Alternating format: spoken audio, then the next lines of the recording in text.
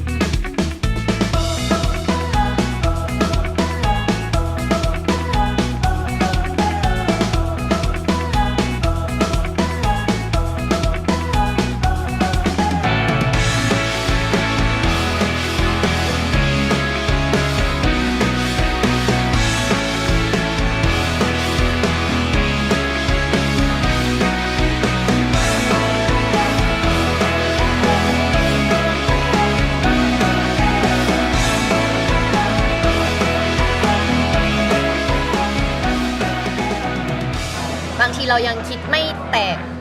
ตกพอแบบยังไม่ถึงจุดที่มันจะเป็นสร้างสรรค์มากที่สุดเราก็สามารถแตกแขนงออกไปได้ให้แบบว่าลงดีเทลไปลึกๆเงี้ยครับต่างคนต่างคิดต่างคนต่างไอเดียใหม่ๆครับก็ทำให้รู้ว่า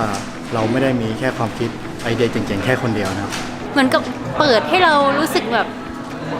คิดอะไรที่มันนอกกรอบไปมากกว่าเดิม